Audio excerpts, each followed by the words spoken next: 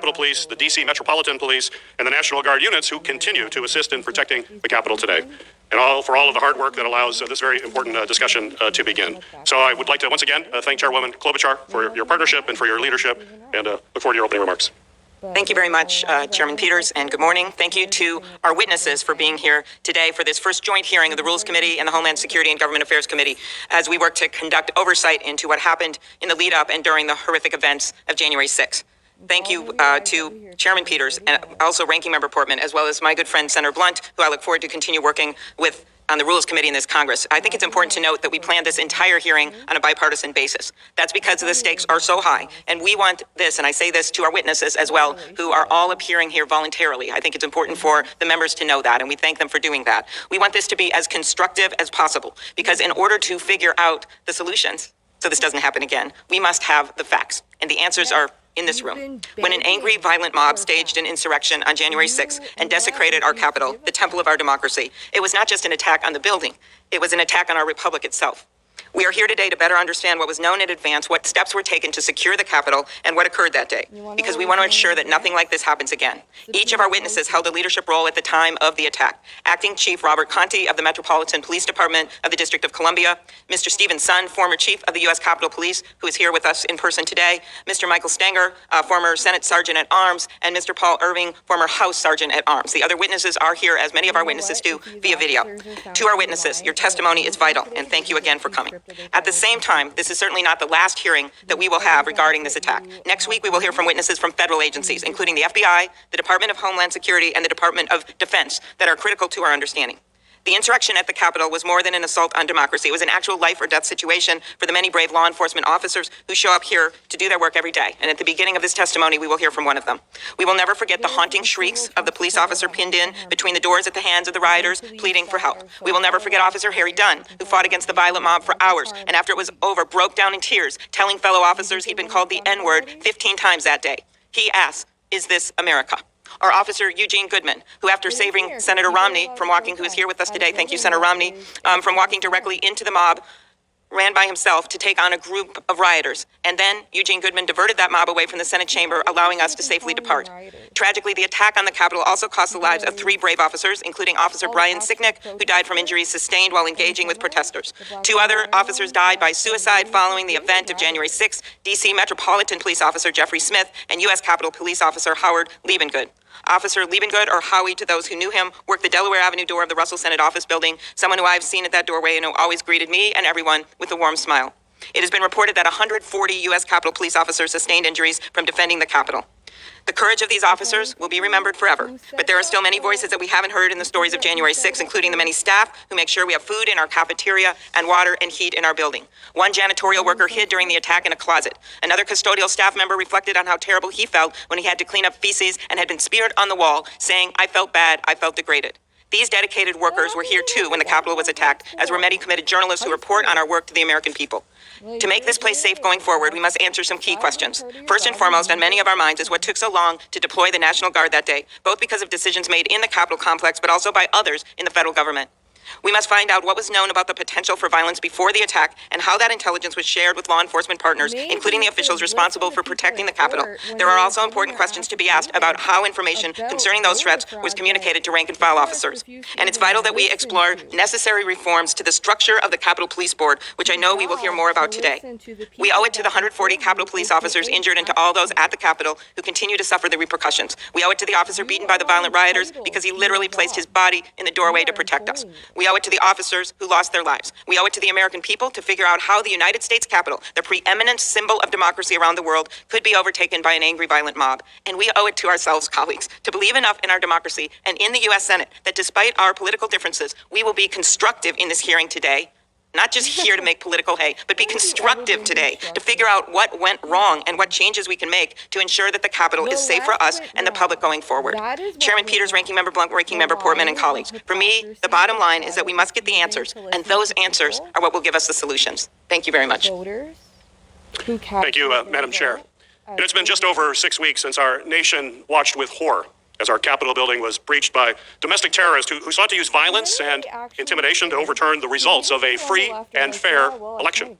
This was a shocking assault on our democracy, and it marked one of our nation's darkest days. The United States has stood as a beacon for the world, showing how democracy can thrive. On January 6th, we saw just how fragile many of our most valued democratic principles, including the peaceful transfer of power, is.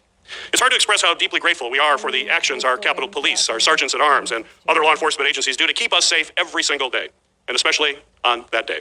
Too many of our officers were gravely injured or tragically killed as they bravely fought back the attackers. Chief Conte, we are also indebted to the D.C. Metropolitan Police Department for their valiant efforts to thwart the attack. D.C. Police often provide support to help secure the Capitol, but the officers under your command did not hesitate to come to our aid. We are thankful for the heroic actions of so many who ensured this direct attack on our democracy failed. But there's no question that there were colossal breakdowns in the intelligence gathering and security preparations leading up to the events of January 6th, as well as during the coordination and response efforts once the attack got underway. Our goal today is to begin to understand where those breakdowns and failures occurred, and to determine if there are policy and structural changes Congress must make to prevent a future attack of this nature. In my role on the Homeland Security Committee, I've worked to draw attention to the rising threat of domestic terrorism, including the rise of insidious ideologies of white supremacy, anti-government militias, and now QAnon conspiracies. These ideologies are intertwined in numerous ways, and on January 6th, we saw just how quickly they can shift from online communities to committing organized, violent attacks in the real world. But the warning signs were there. Just a few months earlier in my home state of Michigan, law enforcement successfully stopped a plot by anti-government militias to kidnap our state's governor. We've seen an increase in violent crimes over the last decade that are driven by hateful ideologies. And we saw the deadly and tragic consequences on January 6th when the domestic terrorist threat was not taken as seriously as it should have been. This is a systemic and leadership failure on the part of our security officials, from the FBI and Department of Homeland Security to the security leadership on the ground in Capitol, and it must be addressed. Domestic terrorism is not a new threat, but it is an urgent threat. It will require serious focus to ensure that we are doing everything we can to protect the safety and security of all Americans. And I'd like to take a moment to remind my colleagues that every senator here today took an oath to protect and defend the Constitution against all enemies, both foreign and domestic. As the committee is charged with oversight, strengthening Homeland Security, and maintaining Capitol operations, we have a solemn duty to thoroughly examine the security breakdowns and make needed reforms. And I'm hopeful we'll be able to work together and carry out this responsibility in a serious and a non-partisan way. And finally, while today's hearing is our first on January 6th attack, it will not be our last. We will continue to seek testimony and information from a range of agencies and officials who are involved in preparing for and responding to the events of the day for the U.S. Capitol and for the entire region. The attack on January 6th was an extraordinary event that requires exhaustive consideration. The American people deserve answers on why their capital was breached. And I look forward to having a productive discussion with our witnesses in order to provide the American people with those answers. Thank you, Madam Chair. Senator Blunt. Thank you, Chairwoman Klobuchar. It's great to work with you and Chairman Peters and Senator Portman as we move forward on this hearing on what happened on January the 6th. And I think that'll obviously also require discussion of what happened in the days immediately leading up to January the 6th. This hearing, as Senator Peters and you have both said, really the beginning of a series of efforts that hopefully we can approach in a bipartisan way that looks for solutions and ensures that the deadly, outrageous, destructive attack that marks such a sad day in our history never happens again. Certainly the officers who defended the Capitol that day deserve to be recognized and praised for their valiant efforts and their willingness every day to stand ready to do what needs to be done to defend the Capitol and those who work there. I'm certainly grateful to them. I'm particularly grateful in this instance to the Metropolitan Police Department and their really admirable response to be here quickly, to be here with significant numbers of people in the very short term, and within an hour to have an incredible impact on what was going on here at the Capitol in a positive way. The failures of the day, unfortunately, were of the most serious kind. Senator Klobuchar has already mentioned the 3 officers whose lives were lost and other officers who have really had to deal with this in a significant way. You also have to remember that this was an event where the families of our officers were watching in real time on television in an attack where they're seeing people that mean the entire world to them in this fight for their lives and fight for our lives and the Capitol.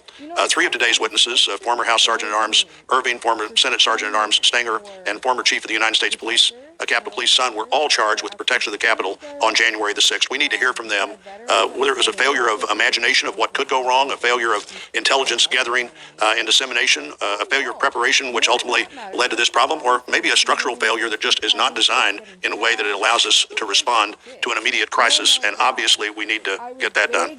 I want to hear from Chief Conte of the Metropolitan Police Department to learn about the department's role and, frankly, to learn how their decision-making process appeared to be so much quicker than the decision-making process we could go through here.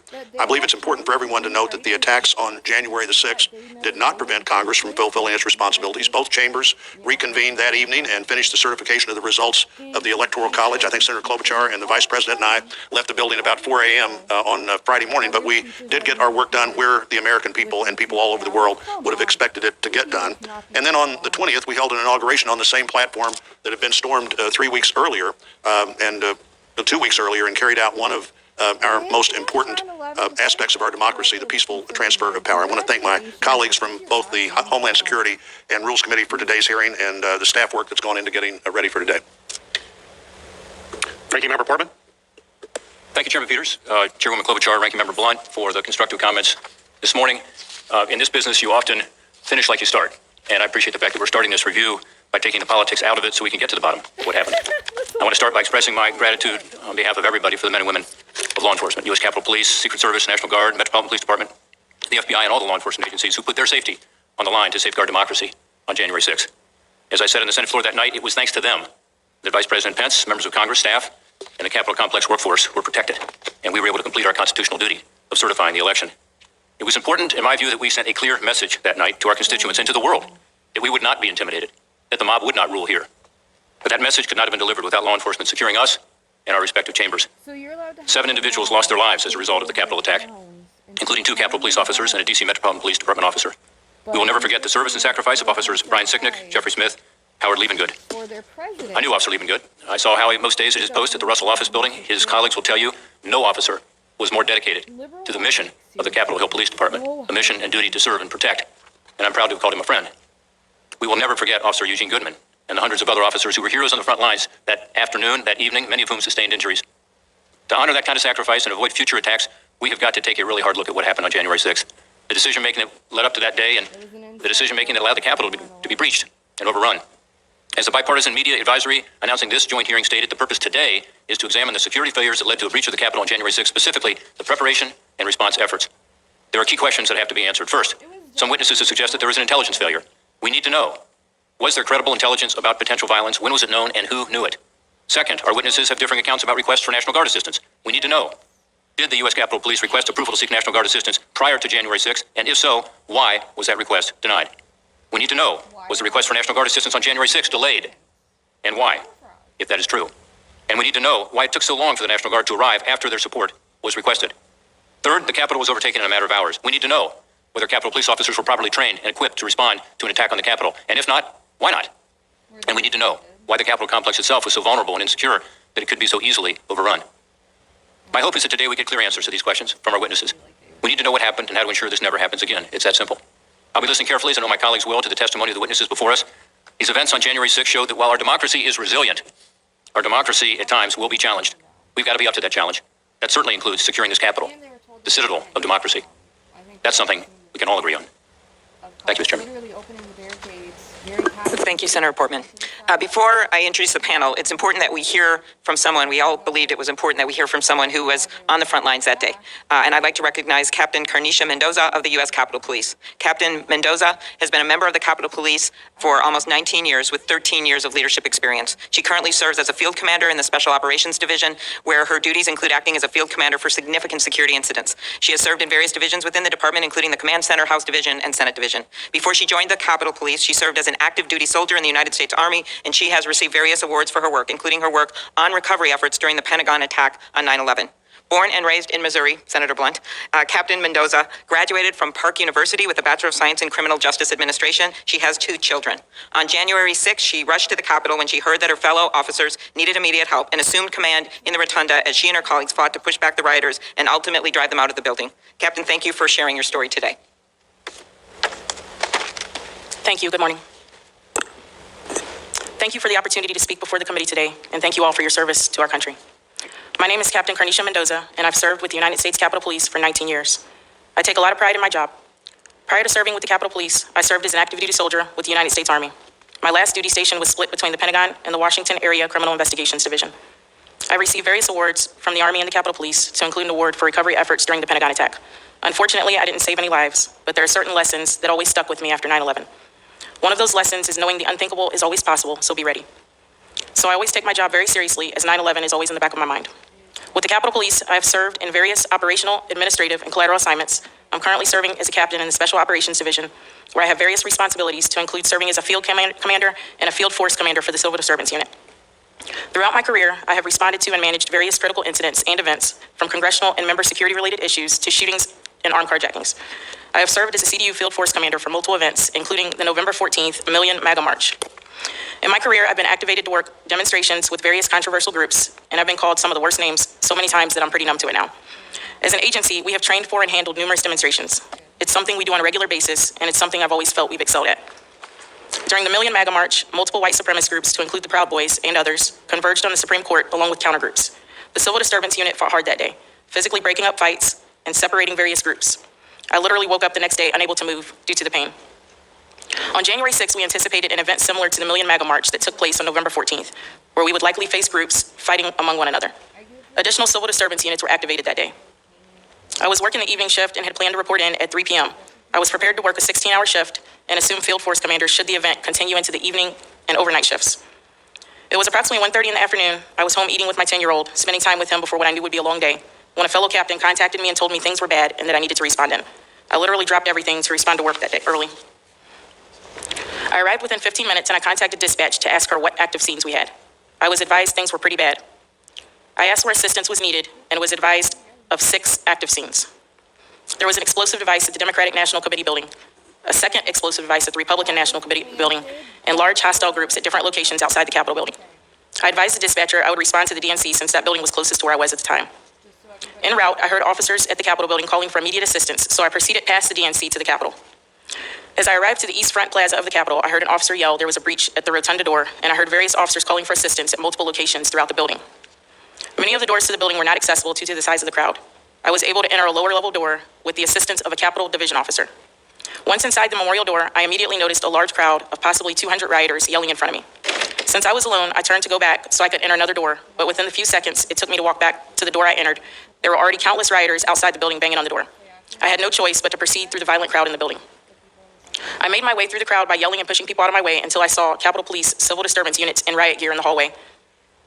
They were holding the hallway to keep rioters from penetrating deeper into the building. I immediately jumped in line with them to assist with holding the crowd of rioters. At some point, my right arm got wedged between rioters and the railing along the wall. A CDU sergeant pulled my right arm free, and had he not, I'm certain it would have been broken. Shortly after that, an officer was pushed and fell to the floor. I assisted the officer to a safer location and got back in line. At some point, the crowd breached the line officers worked so hard to maintain. Civil disturbance units began to redeploy to keep rioters from accessing other areas of the building. I proceeded to the rotunda where I noticed a heavy smoke-like residue and smelled what I believed to be military-grade CS gas, a familiar smell. It was mixed with fire extinguisher spray deployed by rioters. The rioters continued to deploy CS into the rotunda. Officers received a lot of gas exposure, which is worse inside the building than outside because there's nowhere for it to go. I received chemical burns to my face that still have not healed to this day. I witnessed officers being knocked to the ground and hit with various objects that were thrown by rioters. I was unable to determine exactly what those objects were. I immediately assumed command in the rotunda and called for additional assets. Officers began to push the crowd out the door. After a couple hours, officers cleared the rotunda, but had to physically hold the door closed because it had been broken by the rioters. Officers begged me for relief as they were unsure how long they could physically hold the door closed, with the crowd continually banging on the outside of the door, attempting to gain re-entry. Eventually, officers were able to secure the door with furniture and other objects. I'm proud of the officers I worked with on January 6th. They fought extremely hard. I know some said the battle lasted 3 hours, but according to my Fitbit, I was in the exercise zone for 4 hours and 9 minutes, and many officers were in the fight even before I arrived. I'm extremely proud of the United States Capitol Police. I'm especially proud of the officers who are the backbone of this agency and carry out day-to-day operations. I know with teamwork we can move forward. The night of January 7th into the very early morning hours of my birthday, January 8th, I spent at the hospital comforting the family of our fallen officer and met with the medical examiner's office prior to working with fellow officers to facilitate a motorcade to transport Officer Sicknick from the hospital. Of the multitude of events I've worked in my nearly 19-year career in the department, this was by far the worst of the worst. We could have had 10 times the amount of people working with us, and I still believe the battle would have been just as devastating. As an American and as an Army veteran, it's sad to see us attacked by our fellow citizens. I'm sad to see the unnecessary loss of life. I'm sad to see the impact this has had on Capitol Police officers. And I'm sad to see the impact this has had on our agency and on our country. Although things are still raw and moving forward will be a difficult process, I look forward to moving forward together as an agency and as a country. In closing, I want to honor Chief Sun's leadership. I served under his command as a watch commander for 3 years and was able to personally see his hard work and dedication. He was fully dedicated to the United States Capitol Police, and he cared about every employee on the department. I often hear employees on the department praise his leadership and his ability to inspire others. He's made a significant impact on our agency. Thank you, Chief. Thank you. Thank you very much, Captain Mendoza, for that beautiful statement and for your work on behalf of our country. I'm going to give you the bios on the other witnesses, and then Senator Peters will swear them in. Our first witness today is Robert J. Conti, Acting Chief of the Metropolitan Police Department of the District of Columbia. Acting Chief Conti was sworn in as Acting Chief of the MPD on January 2nd of this year. He first joined the department in 1989 as a cadet. After being sworn in, he became a patrol officer before being promoted to lieutenant and leading the force's intelligence branch. In 2004, he was promoted to captain and put in charge of the violent crimes branch. After being promoted to 2nd District Commander, he joined the Special Operations Division. For the next decade, Acting Chief Conti served in multiple leadership roles with the MPD, including as Patrol Chief of Patrol Services South, where he oversaw several police districts. He was appointed as Assistant Chief of the Investigative Services Bureau in March of 2018. Acting Chief Conti is a graduate of DC schools and holds a bachelor degree in professional studies from the George Washington University. Acting Chief Conti grew up in the Carver Terrace community in Northeast Washington, D.C. Our second witness today will be Mr. Stephen A. Sund. Mr. Sund served as Chief of the U.S. Capitol Police from June of 2019 to January 16th of this year. Mr. Sund joined the Capitol Police in 2017 as Assistant Chief and Chief of Operations. Prior to joining the USCP, he spent nearly 25 years with the Metropolitan Police Department, where he started out as a patrol officer in 1990. From 1999 to 2006, he served as MPD's Special Operations Division and helped plan several major events, including the 2001 and 2005 presidential inaugurations. After joining the MPD's Homeland Security Division, he rose through the ranks to become commander of the Special Operations Division in 2011. As commander of the Special Operations Division, he served as lead planner for both the 2009 and 2013 presidential inaugurations and many other national security special events. He received his Bachelor and Master of Science degrees from Johns Hopkins and his Master of Arts in Homeland Security from the Naval Postgraduate School. Our third witness will be Mr. Michael Stanger, former Senate Sergeant at Arms, who served in that capacity from April of 2018 through January 7th of this year. He joined the Senate in 2011 as Assistant Sergeant at Arms for the Office of Protective Services and Continuity. He has also served as Chief of Staff of the Sergeant at Arms and as Deputy Sergeant of Arms. Prior to joining the Sergeant at Arms office, he was a 35-year veteran of the United States Secret Service, where he served in many roles, including as the Special Agent in charge of the Washington Field Office. Immediately before joining the Senate, he served as Assistant Director of the Office of Government and Public Affairs for the Secret Service. He graduated from Fairleigh Dickinson University. He is also a veteran, having attained the rank of captain in the U.S. Marine Corps. Our final witness today is Mr. Paul Irving. Mr. Irving served as a Sergeant at Arms at the U.S. House of Representatives from January of 2012 through January 7th of this year. He joined the United States Secret Service in 1983 after briefly serving with the FBI.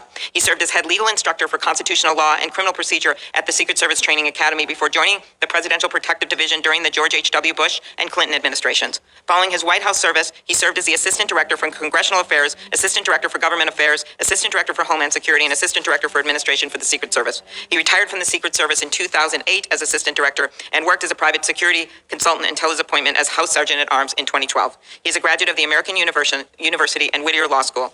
I want to thank our witnesses for appearing voluntarily today, and I look forward to your testimony. Yeah, I want to hear the people that do. It is the practice of the Homeland Security and Governmental Affairs Committee to swear in witnesses. So if the witnesses would stand, including those joining us virtually, and raise your right hand. Do you swear that the testimony you will give before this committee shall be the truth, the whole truth, and nothing but the truth, so help you God? I do. Thank you. May all be seated. If not, they don't deserve this to slap on the wrist. You want to begin then, Chief Conti? Sure. Good morning, Chairman Peters, Chairwoman Klobuchar, Ranking Members Portman and Blunt, and members of the committee. I am Robert J. Conti III, the Acting Chief of Police of the Metropolitan Police Department, the primary police force in the District of Columbia. I appreciate this opportunity to brief you on the events of January 6, 2021, a dark day for our country. I would like to begin by highlighting a few key facts to ensure the committees and the audience understand the very different roles of Mayor Muriel Bowser and the District of Columbia, including MPD, and those of congressional and federal authorities. First, MPD is prohibited by federal law from entering the Capitol or its grounds to patrol, make arrests, or serve warrants without the consent or request of the Capitol Police Board. Second, the President of the United States, not the Mayor of the District of Columbia, controls the D.C. National Guard. The scope of the request by the Mayor must be limited to supporting the district's local jurisdiction and authority, which excludes federal entities and property.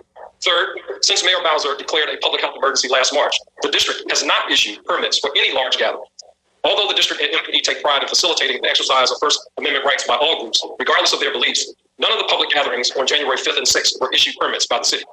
On the morning of January 6th, MPD was prepared to support our federal partners with a First Amendment assembly that was held primarily on federal land, while continuing to patrol and respond to calls for service throughout D.C.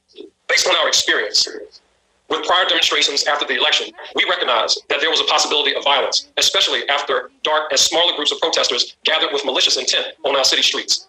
To be clear, available intelligence pointed to a large presence of some of the same groups that had contributed to violence in the city after demonstrations in November and December. The district had intelligence indicating the potential for violent actions in the streets of the District of Columbia.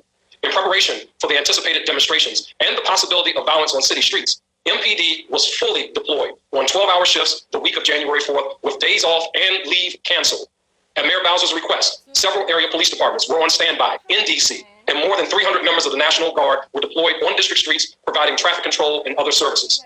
However, these resources were barely enough to counter an event that had never happened in the history of the United States. A mob of thousands of American citizens launching a violent assault on the U.S. Capitol, the seat of our government, in an attempt to halt the counting of the electoral ballots, an essential step in the peaceful transfer of power in our nation. The mob's sustained assault on the Capitol precipitated an equally unprecedented response, with then Capitol Police Chief Steve Sun issuing an urgent request for MPD to come assist in defending the Capitol. Needless to say, when we received the call for help, MPD responded immediately. Within minutes, our members arrived at a chaotic scene. The violent mob had overran protective measures at the Capitol in an attempted insurrection prior to the arrival of MPD officers at the West Front. Our objectives were to, 1, stop the rioters from entering the Capitol building and remove those that were already inside.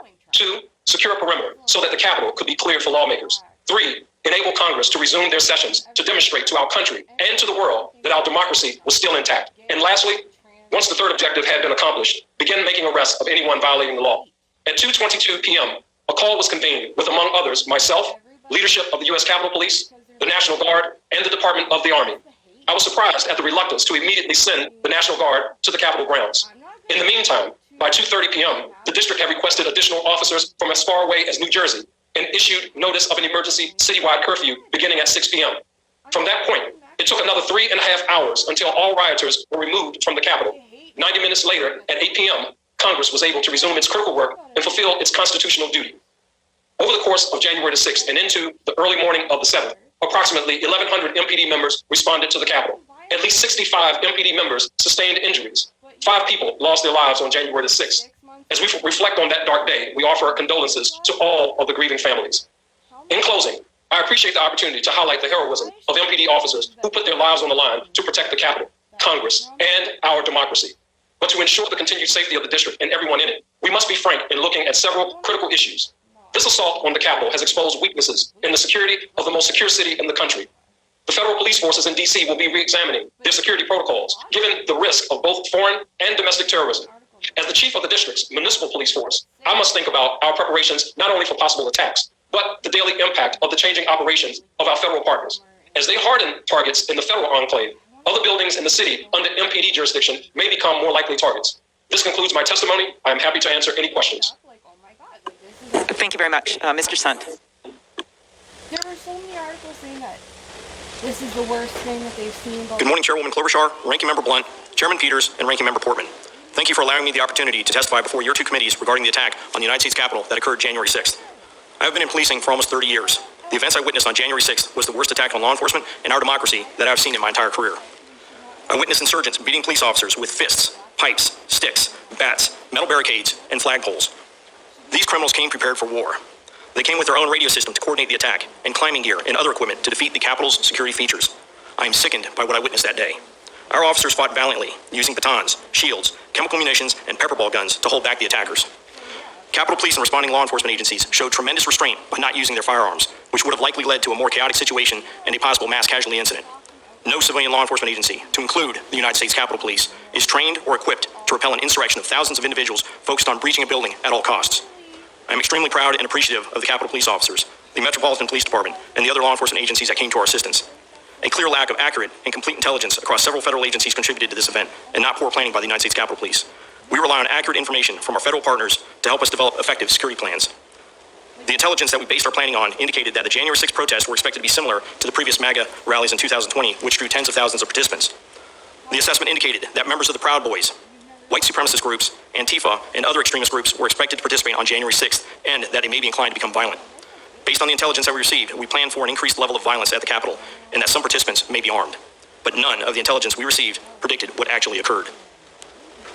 Extensive preparations were put into place for January 6th that included the full activation of the department, intelligence and information sharing with our federal and local partners and department officials, implementing a significant enhancement for member protection, extensive operational enhancements to include significant civil disobedience deployment, and an expanded perimeter.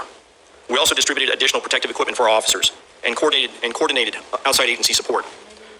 As recent as Tuesday, January 5th, during a meeting I hosted with my executive team, the Capitol Police Board, and a dozen of the top law enforcement and military officials from D.C., no entity, including the FBI, provided any new intelligence regarding January 6th. It should be also noted that the Secretary of Homeland Security did not issue an elevated or imminent alert in reference to the events at the United States Capitol on January 6th. We properly planned for a mass demonstration with possible violence. What we got was a military-style coordinated assault on my officers and a violent takeover of the Capitol building. I know that the images we saw of the officers battling for their lives and the visuals on national TV had a profound effect on the nation. The United States Capitol Police did everything we could based on the intelligence and available resources to prepare for this event. While my officers were fighting, my post was in the command center coordinating resources from numerous agencies around the National Capital Region to provide critically needed support. I was also briefing the two sergeant-at-arms and working on establishing accountability and priorities for the incoming resources. As Capitol Police and outside resources began to reestablish the security perimeter, I responded to the Capitol building to personally evaluate the situation and brief the sergeant-at-arms and leadership. I acknowledge that under the pressure of an unprecedented attack, a number of systems broke down.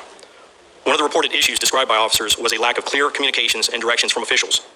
It appears that the established incident command for the Capitol building was overwhelmed by the enormity of the situation and as officials battling insurrections as opposed to directing the response. There have also been reports that some officers may have felt confused or let down during the attack.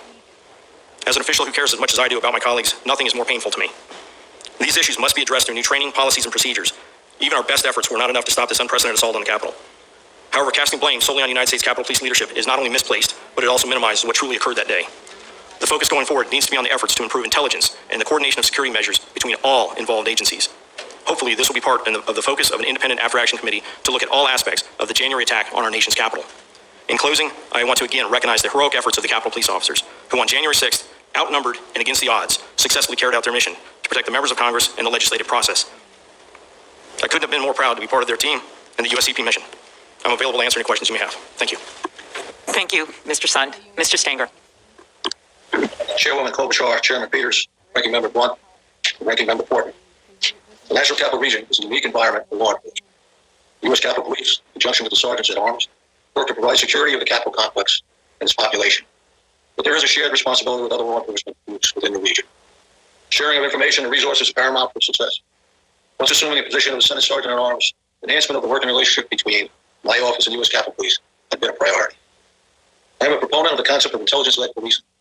This methodology can be used in assessing threats to individual members as well as threats to the campus.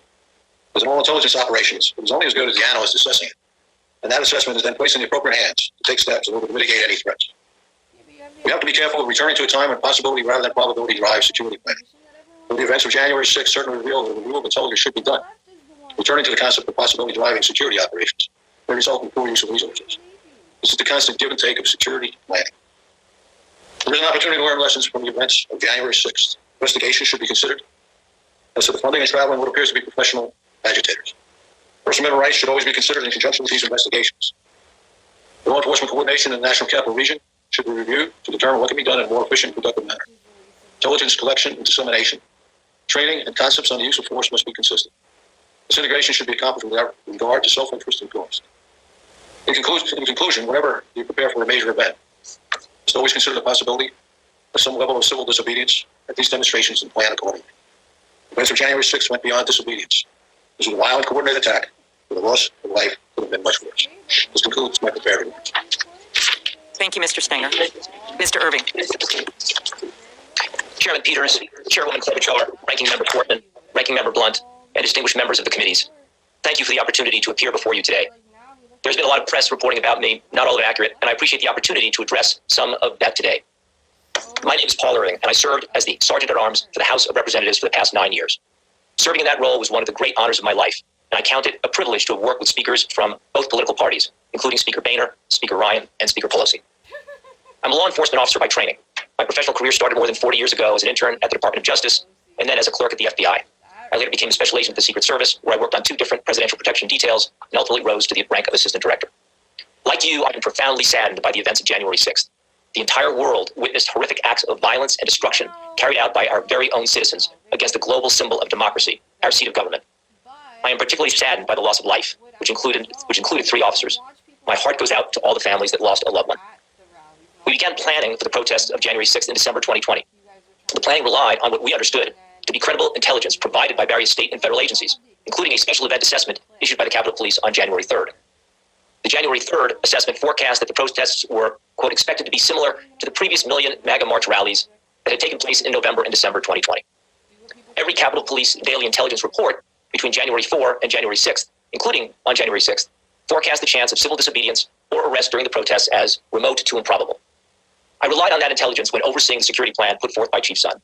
The Chief's plan took on an all-hands-on-deck approach whereby every available sworn Capitol Police employee with police powers was assigned to work on January 6th. That meant approximately 1,200 Capitol Police officers were on site, including civil disturbance units and other tactical teams. I also understood that 125 National Guard troops were on notice to be standing by for a quick response. The Metropolitan Police Department was also on 12-hour shifts, with no officers on day off or leave, and they staged officers just north of the Capitol to provide immediate assistance if required. The plan was briefed to multiple law enforcement partners. Based on the intelligence, we all believed that the plan met the threat, and that we were prepared. We now know that we had the wrong plan. As one of the senior security leaders responsible for the event, I am accountable for that. I accept that responsibility, and as you know, I have resigned my position. Much has been said about whether optics affected my judgment in a January 4 telephone call with Chief Sund and Senate Sergeant Arm Stenger about a National Guard offer to incorporate 125 unarmed National Guard troops into the security plan. The Guard's purpose would have been to work traffic control near the Capitol. My use of the word optics has been mischaracterized in the media. Let me be clear. Optics, as portrayed in the media, played no role whatsoever in my decisions about security, and any suggestion to the contrary is false. Safety was always paramount when making security plans for January 6th. We did discuss whether the intelligence warranted having troops at the Capitol. That was the issue, and the collective judgment at that time was no. The intelligence did not warrant that. If the chief or any other security leader had expressed doubt about our readiness without the National Guard, I would not have hesitated to request them. Chief Sund, Senate Sergeant Arm Stenger, and I were confident in the chief's plan, and I did whatever I could to ensure that Chief Sund had the support needed to prepare and execute that security plan. And on January 6th, when I was asked for authorization to request National Guard assistance, I approved it. There are important lessons to be learned from January 6th. I commend the committees for conducting this proactive review of the events leading up to and on January 6th. I want to help the staff and members make changes and improvements and to ensure the tragedies of January 6th never occur again. I look forward to answering your questions. Thank you very much. We'll now begin questioning. I want to start out just to clear up one thing by just asking all of our witnesses a yes-no question. Based on what we know now, including the recent Department of Justice indictment, do you agree that there is now clear evidence that supports the conclusion that the January 6th insurrection was planned and it was a coordinated attack on the U.S. Capitol? Just say, everyone agree? Yes. Okay. Would you agree that this attack involved white supremacists and extremist groups? Yes. Okay. Would you agree that this was a highly dangerous situation, which was horrific, but could have actually been worse without the courage of the officers that you commanded? Yes. Okay. Thank Yes. you. Okay. So now let's look at what we knew leading up to it, or what you knew leading up to it, or what people that worked for you knew leading up to it. We knew leading up to it that on leading up to January 6th, President Trump sent nationwide tweets telling people to come to Washington on January 6th and saying, be there, will be wild. And according to public reporting by the Washington Post, the FBI's Norfolk field office issued a threat report on January 5th that detailed specific calls for violence online in connection with January 6th, including that protesters, quote, be ready to fight, end quote, and quote, go there ready for war, end quote. I guess I'll start with you, Mr. Sund. When a critical intelligence report is received by the Capitol Police from an intelligence community source like the FBI, who usually would receive it? And I guess I'll start with, did you receive this report? Thank you very much for the question, ma'am. I actually, just in the last 24 hours, was informed by the department that they actually had received that report. It was received by what we call one of our sworn members that's assigned to the Joint Terrorism Task Force, which is a task force with the FBI. They received it the evening of the 5th. Reviewed it, and then forwarded over to an official at the intelligence division over at U.S. Capitol Police Headquarters. And so you hadn't seen it yourself? No, ma'am. It did not go any further than that. Okay, and then was it sent to the House and Senate Sergeant at Arms? I don't believe it went any farther than from the over to the sergeant at the intelligence division. Okay, and Mr. Irving, Mr. Stenger, did you get that report? Beforehand, Mr. Stenger, did you get the report? No. Okay, Mr. Irving. I did not. Okay. Okay, so I think that may have contributed part to the lack of information, but I'll leave that for the future. And now let's go back to another report. I know on January 3rd, Mr. Sun, you said in your written testimony that the Capitol Police published intelligence assessments of the event, including one on January 3rd. Do you mostly rely on your federal partners like the FBI to gather and analyze intelligence on potential threats to the Capitol and members of Congress? Yes, I think what's important to realize as a law enforcement agency, we're a consumer of intelligence and information that's provided by the intelligence community. The intelligence community is 18 federal agencies that collect information, do the analyzing of the raw data, raw intelligence, and then provide it to us. So we're reliant on that information to be complete and accurate. But in that report, we now know, according to your testimony, that tens of thousands of participants were likely to descend on Washington. Is that correct? Yes, ma'am. Okay. And the January 3rd memo, according to the Washington Post, made clear that supporters of President Trump see January 6th as the last opportunity to overturn the results of the presidential election, and that, quote, this sense of desperation and disappointment may lead to more of an incentive to become violent. Is that correct? Yes, it is, ma'am. The article also quoted the memo as stating that, unlike previous post-election protests, the targets of the pro-Trump supporters are not necessarily the counter-protesters, but rather Congress itself is a target on the 6th. Is that right? That is correct. And did you have any indication that many of these protesters might arrive armed or that members of extremist groups might be there? We knew members of extremist groups would be there, and there was social media calls for people to come armed, yes. You've also said that at a January 5th meeting with Capitol Police, the Sergeant-at-Arms and federal law enforcement, military officials, all present at the meeting indicated that there was no new intelligence report for January 6th. Is that right? That is correct, ma'am. But your testimony states that the Capitol Police took a number of steps after these assessments, like what you said was the largest number of civil disturbance unit platoons possible, increasing dignitary protection coverage, coordinating with the D.C. police, and ordering all hands-on-deck status for Capitol Police. Is that right? That is correct, ma'am. We took extensive efforts to prepare for the events based on the information, much of which you just reviewed, yes. Okay, good. So if the information was enough to get you to do that, why didn't we take some additional steps? Why didn't you and others involved to be better prepared to confront the violence? We expanded our perimeter. When we expanded the perimeter, again, we knew there was going to be some maybe limited violence, but we did. We expanded the perimeter. We took a number of steps to outfit our personnel with additional hard gear. We developed a plan for if we had protesters that may be armed, and that was one of the reasons the expanded perimeter and the heightened risk that I went to the Sergeant Arms and requested the National Guard.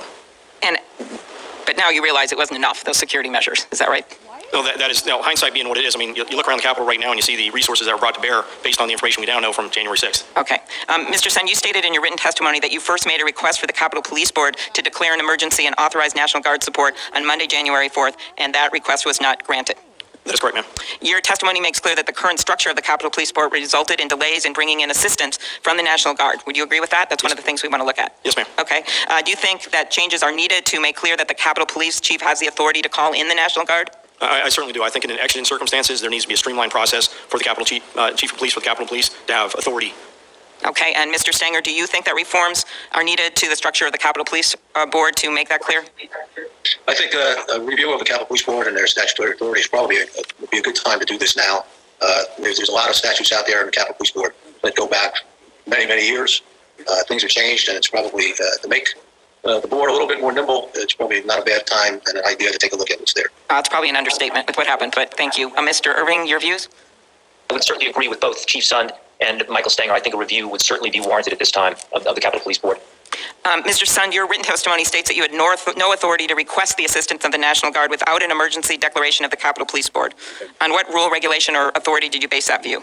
I'd have to go back and look at the specific rule, but it's a standing rule that we have. I cannot request the National Guard without a declaration of emergency from the Capitol Police Board. It's kind of interesting because it's very similar to the fact, I can't even give my men and women cold water on an excessively hot day without a declaration of emergency. It's just a process that's in place.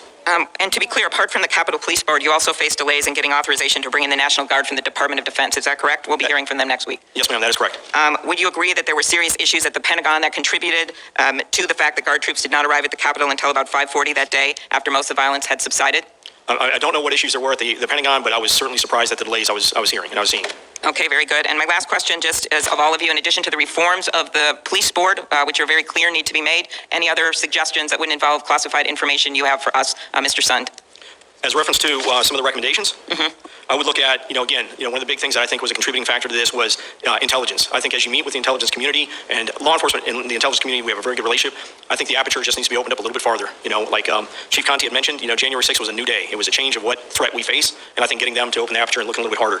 And I think internally looking at some of our policies, procedures, our processes for how we handle special events, how we handle incident command with stuff we can do, and then looking at physical security of the building, and the grounds, I think is going to be critical. I know a lot of people have talked about, the fencing, the open environment. I understand, and I know that goes way back, and members of Congress like the open environment. I think there are ways to develop a more secure campus while keeping an open environment, but I'll leave that for more classified or restricted hearings. Okay, thank you. Anything you would add in addition, just any other thing you'd add in addition to what the former police chief laid out here, Mr. Singer? I would be very supportive of those areas that the chief mentioned. I think he's right on the money there. I think there's maybe another area like use of force that probably needs to be coordinated better in the region here. But certainly intelligence needs to be taken a look at as to how it works. We have a lot of people. We ramped up since 9/11. And I think maybe it's time to take a look at how efficient it is on the gathering of intelligence and the collection of intelligence. Okay, thank you. I'm going to allow my colleagues to ask that same question of you, Mr. Irving, and you, Chief Conte, because I've gone over my time. Thank you. Thank you, Madam Chair. Mr. Son, you've made or brought up the issue of intelligence throughout your testimony and the gaps that were there and how we need to strengthen the intelligence. But I was struck by the fact that you said the FBI report. And my understanding is that report had some fairly specific information that was troubling. That you said that report did get sent to the Capitol Police, that it went to the folks in the intelligence department, but then you were not aware of it, which raises a really big question. It's something coming in like that right before an event that I think is significant. It does not get to operational commanders who are there to deal with it. How did that, how Okay, I had to take a quick break. I think I missed a few of his words. intelligence on the eve of what's going to be a major event? What? Thank you, sir. I know that's something that's going to be looked at. I think that information would have been helpful to be aware of. Again, looking at the information for the first time yesterday, it is strictly raw data. It's raw intelligence information that has come in, seen on a social media post. Lots of people posting things on social media that need to be, corroborated and confirmed. Again, it's coming in as raw data. So please keep that in mind. But I agree that's something we need to look at. What's the process and how do we streamline that information getting to where it needs to go? Well, I understand it's raw data, but it's the eve of the event. You're not going to have time to do the kind of analysis that you would normally like to do. That is information that has to get to you. So that's clearly a major problem. And my question is also related to the report that was put out by Capitol Police, by your intelligence folks on January 3rd. The Intelligence Division of the Capitol Police issued a internal report which reportedly stated, and this is some of this has been out in the public domain, that instead of targeting counter-protesters, as you've seen in the prior events that occurred that you've referenced earlier, that quote, this is quote that has been out in the public domain, that Congress itself is the target on the 6th by Trump supporters. Congress was the target. The report also mentioned that members of the Proud Boys, white supremacist groups, other extremist groups would be in attendance and, quote, again out in public sources, may be inclined to become violent. So you have your own report. Did you see that report that was put out on the 3rd? Yes, I did. So how is not that a warning of some extraordinary measures? Now, I understand you increased and you had folks there and you increased your presence. But how is that not a real big warning flag? And if it was, what exactly did you do when you read that report? So that was one of the reports that contributed to the fact that we expanded our perimeter. I reached out, looking at it, I reached out to the Metropolitan Police Department, just knowing, even before that report, knowing, what that extremists were likely to be there. In the previous reports that has been called for on social media for people to be armed. In talking with our partners over at the Metropolitan Police Department, I reached out to say, hey, you're going to be able to provide us some support, and we coordinated that additional support the morning of the 6th. So yeah, we did take all that in consideration as we developed the extensive security plans for this event. So you changed plans on January 3rd after getting that report? We adjusted our perimeter. We did a number of things. We actually were adjusting our perimeter probably a little bit before that as well. So that was happening before. So we're going to want to know more specifically when you get that. And then, of course, I think we're going to see you got additional information from the FBI, for example, but that did not get to you. So I understand that. Yeah. The other thing that I think is important for us to understand, and I've heard all of you mention this in your testimony, that this was not just it was actually in response to Chairwoman Klobuchar's question, it is not just a random violent attack. It was actually coordinated that you saw. And I believe in your testimony as well. I'm going to ask other witnesses to respond to this too, because all of you mentioned that. How do you define coordinated? What did we actually see from these folks that leads you to believe that it was coordinated? And I think in your testimony now you just mentioned military-style coordination. So that would mean command and control. It would mean understanding the layout of the Capitol. It may mean knowing the internal operations of defense perimeters, of folks that are engaged. Talk to me, what did you see that leads you to believe that this was a coordinated attack? And I would like our other witnesses to engage in that as well. Yeah, I'm able to provide you a quick overview of why I think it was a coordinated attack. One, these people came specifically with equipment. You're bringing climbing gear to a demonstration. You're bringing explosives. You're bringing chemical spray, such as what Captain Mendoza had talked about. You're coming in prepared. The fact that the group that attacked our West Front, approximately 20 minutes before the event over at the Ellipse ended, which means they were planning on our agency not being at what they call full strength. Watching the other event saying, hey, that event's ending. Okay, everybody get on post. They're going to be marching our way, knowing that we may not be at full strength at that time. And then also the fact that we were dealing with 2 pipe bombs that were specifically, set right off the edge of our perimeter to, what I suspect, draw resources away. I think there was a significant coordination with this attack. Anyone else? Chief Conte, I think you also believe it was a coordinated attack? Oh, absolutely. My view is from the day of the incident. I think there were hand signals that were being used by several of the insurrectionists. There was radio communication by several individuals that were involved. The coordinated use of chemical munitions to include bear spray by several people that were out there. I certainly believe it was coordinated. To Chief Sun's point regarding the placement of the pipe bombs in the areas, their discovery prior to this event, all of those things, and plus adding to that what we know in hindsight now as a result of the ongoing investigation that's being handled by the FBI. As they continue to scrub on social media, I think we're learning more and more that this is clearly a coordinated effort. Real quick, Mr. Irving, and then I'll ask another question real quick, Mr. Irving. Based on the information provided by Chief Conte and Chief Sund, I would agree the evidence would indicate a coordinated attack. So we're looking at folks that were coming out in intelligence reports, groups like the Oath Keepers, Proud Boys, others that were engaged, these violent extremist groups, which we clearly need to collect more intelligence on. It'll be the subject of another hearing that we will do regarding this. But if you look at what the DOJ is now prosecuting, 200 federal cases, the FBI has linked at least 40 to extremist groups, 59 to other defendants that have connections on social media to violent or extremist rhetoric, conspiracy theories. This is clearly an area that we've got to focus on as to why did we not have more information about these groups that were coming here planning, and usually you leave a trail when you're planning. Either that or you're real sophisticated using encrypted devices and other things, but those are things that we're going to have to be looking at. Clearly, the National Guard presence was critical. I know you're going to get a lot of questions related to that, but Chief Conte, in my remaining time, just a question, and you mentioned this in your testimony, but in an earlier statement, Chief, you stated that you were stunned by quote, the tepid response of the Army officials in response to Chief Sund's request for assistance while the violent siege was escalating. Clearly, here we got a coordinated attack. All of you saw this immediately the way they were doing. I can imagine the conversations with the National Guard. And Chief, you were stunned by the tepid response. Could you clarify that and tell us exactly how those conversations went? Yeah, so just sometime after 2:00 p.m., I had left the west front of the Capitol after initially being at the scene, assessing what was going on, looking at just how violent, looking at the violent actions that were taking place. Shortly thereafter, there was a phone call that was convened between several officials. Chief Sund was on the call, literally pleading there were several Army officials that were on the call. I don't know all by name who were on the call. Several officials from district government that were on the scene.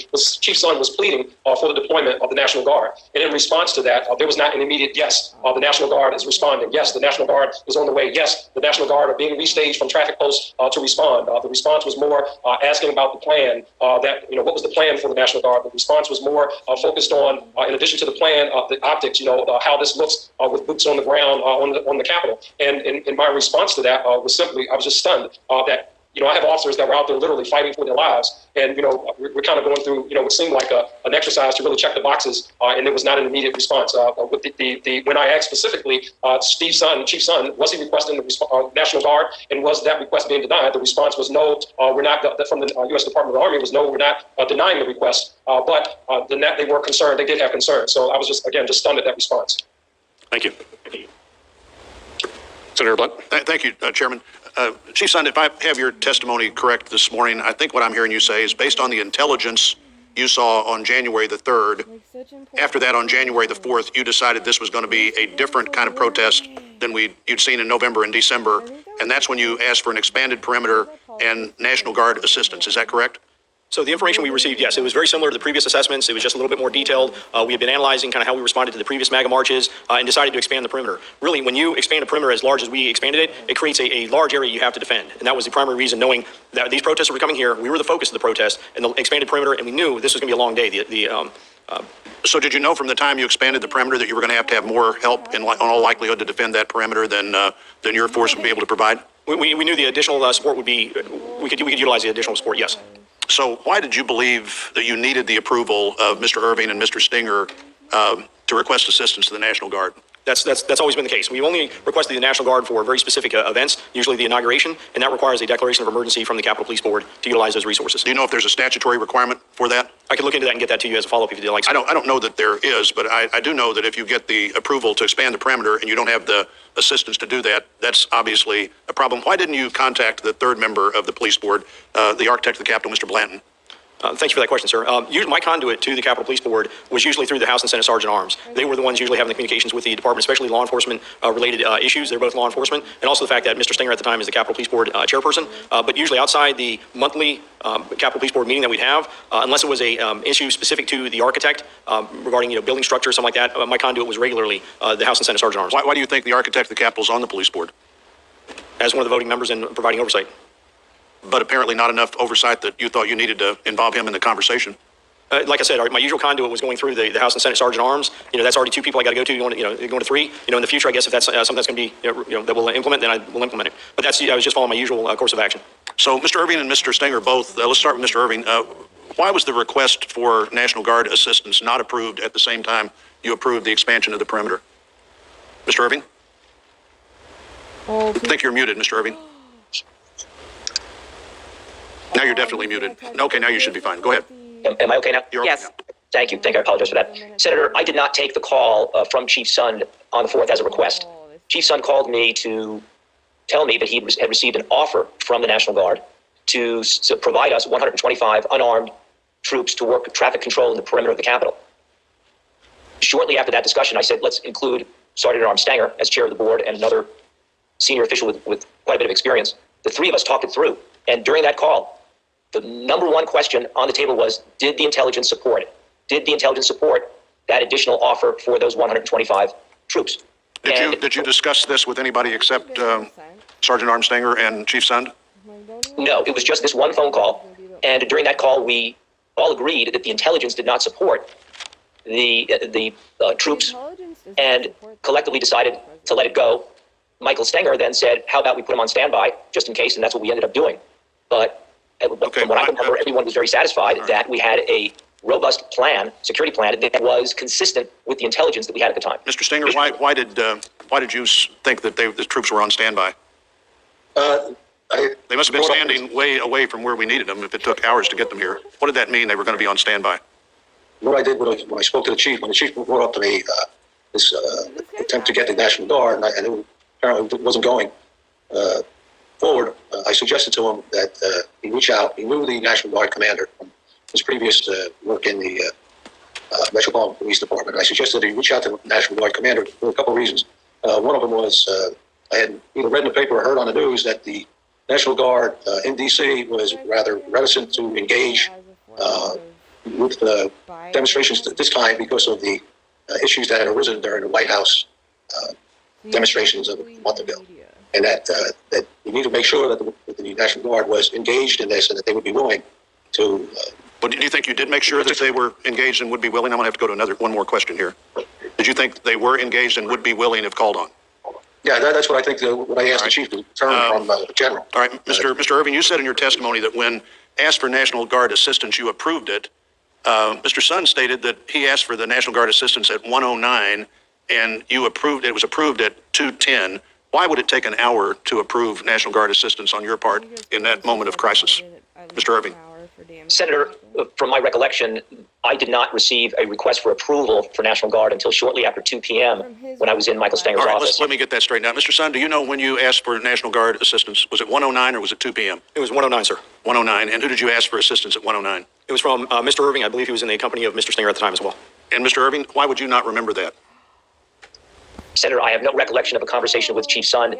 At that time, I was on the floor during the Electoral College session, and my conversation with Chief Sund in that time frame was shortly before 1:30, when I recall he was describing conditions outside as deteriorating. He may in fact be submitting a request, and I carried that forward, and that was as much as I can tell you. I have no phone record all from Chief Sund. Did you discuss that request at 1:09 or whenever you got it with anybody else, or did you and Mr. Stenger make that decision then? No, I did not get a request at 1:09 that I can remember. The first conversation I had with Chief Sund in that time frame was at 1:28, 1:30, and in that conversation he indicated that conditions were deteriorating. He might be looking for National Guard approval and approval of our mutual aid agreements with local law enforcement. And I went to Mike Stenger's office awaiting an update. Well, this is a time, Mr. Irving, I'm sure my colleagues will want to follow up on this because I'm out of time, but that's a time when the difference in 1:30 and 2:10 or 1:09 and 2:10 makes a big difference. One of the things I'm wondering, and we don't have time for you to answer this, but I'm going to tell you what I'm thinking here, is in a moment like this, if your focus is chiefly on the safety of House members, and I would certainly understand that, and Mr. Stenger's is chiefly on the safety of Senate members, maybe that's a problem here where the board really can't function as a board because you have such diverse areas of immediate responsibility. But whatever happened here doesn't seem to me to be in agreement with the various timeframes. And I'm out of time, Mr. Chairman. Thank you, Senator Blunt. And I wanted, Senator Peters and I are going to trade off chairing here with the votes, and we have a set order that all the Senator staff have based on a melded set of rules between the two committees. And I'd like to submit for the record a written statement from the United States Capitol Police Labor Committee dated February 23rd, 2021. Thank you. Senator Portman. Without objection, Ranking Member Portman. Thank you, Mr. Chairman. First of all, with regard to the conversation we just had on the discrepancies with regard to National Guard assistance, I would request that both Chief Sund, you and Mr. Irving provide us with those phone records. I know there's been some interviews that have been conducted, but I'm not sure we have the phone records, and that seems that would clear up some of the confusion. I want to shift gears a little bit and talk about preparedness. Chief Sund, in your testimony, you talked about the need for better intelligence and better coordination. That was your conclusion, and I think that's true. And certainly everything we have learned indicates that was part of the problem. But what about preparedness? We've received information that prior to January 6th, Capitol police officers were not trained on how to respond to an infiltration of the Capitol building. Is that correct, Mr. Sund? When you talk about infiltration, you talk about a large insurrection like we saw on the January 6th? No. And why not? Why wouldn't we be prepared for an infiltration of the Capitol, given the risk that's out there? I would say to Mr. Irving and Mr. Stenger, both of you have had distinguished careers with the Secret Service. I would ask you all to just give me a quick yes or no answer. Does the Secret Service have training regarding infiltration as an example of the White House? Yes or no? Mr. Stenger? Mr. Irving? Senator. I'll take that as a yes. If it's a no, okay. Mr. Stenger, are you a yes also? Yes. Okay. Well, it seems obvious that you would have training on responding to an infiltration. So I think if nothing else comes out of this process, we've got to figure out how to deal with, again, the real danger that is out there. And it seems to me the intelligence reports, but also just the previous demonstrations would indicate a need for that kind of training. Let me ask you about something else, if I could, Mr. Sund, and that has to do with the U.S. Capitol police officers that I saw on video and the world saw fighting against this attack in street uniforms or soft uniforms. Many of them did not have riot gear. I'm told by contrast, D.C. Metropolitan Police Department provides all of its officers with such gear, including helmets, shields, gloves, gas masks. Having seen those incredibly disturbing videos and photographs of your brave officers attempting to hold the line to defend the Capitol without that kind of riot gear, are all Capitol police officers outfitted with riot gear? No, they're not, sir. They're not. And why are they not? So if you look at the way we outfit our officers, and it'll probably be very similar to, I think you'll find even with Metropolitan, I've been with Metropolitan for a number of years, they'll have a certain number of officers, CDU platoons as they call. It's not the entire force that's outfitted to the level 1 CDU with the big protective gear, the helmets, things like that. So we outfit a number of we have 7 CDU platoons that we can activate. 4 of those platoons, it's 40 people in a platoon, are activated to what we call the level 1, the full CDU gear and equipment. It requires extensive cost, extensive training to keep and maintain that level. For us, a number of our officers are posted in interior posts, screening posts, things like that, where they, that gear wouldn't do them any wouldn't provide them any support. So we have determined up till January 6th that number of CDU platoons had sufficed for all the demonstrations that we've been dealing with on Capitol. Yeah, Mr. Sund, I would just say, obviously those officers who you say had interior posts needed it that day. So it's not accurate to say that they didn't need it. But I know that you activated 7 of these civil disturbance unit platoons, and then only 4 of them had riot gear. I don't know why you would have a civil disturbance unit platoon that didn't have riot gear. But you've just testified that that's true, that only 4 of them had it. Is that correct? That is correct. And just one additional point, since I've been chief, I've actually pushed for every member in the department to have riot helmets. I had ordered those back in September. We had been looking at delays because of COVID from the manufacturer getting them delivered, and they actually just started being delivered January 4th and distributed to our officers just days before this, with limited numbers being given to the officers prior to this event. Too late for many of those officers. Chief Conti, the comment was made that Metropolitan Police does not all have riot gear. Is that true? I thought that the Metropolitan Police Department officers did have access to riot gear. Could you comment on that? Yeah, so we have 7 platoons that have the hardened gear, but all of our officers have ballistic helmets. All of our officers have battens. All of our officers are deployed with gloves as well, and gas masks. So our entire department are deployed with that level. But when you're talking about the harden all of the other extras, we have 7 platoons that have the additional. That's a different layer of protection. But every officer has a helmet. Every officer has the protective gloves. Every officer has the baton. Is that correct? And gas mask. That is correct. And gas mask. Yeah.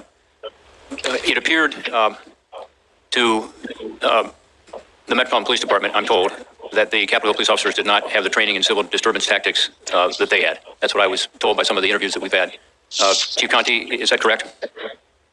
Yes, I've heard the same thing with respect to the training of the U.S. Capitol Police officers. Are all of your Metropolitan Police officers trained in civil disturbance tactics? We have platoons that are trained for every patrol district and special operations division. Some officers do not have the civil disturbance training. Those officers generally they work traffic duties or they work assignments back in patrol. Chief Sund, If I could add, if I could add too, one other Yes. thing, all of our officers who leave the training academy, they get the basic civil disturbance unit training. So all of our officers do get the basic training, but we might have some members, for example, who've been on for 30 years and they haven't been CDU trained and they may work, back at a patrol district. But all of our members coming out the academy, they receive the civil disturbance unit training.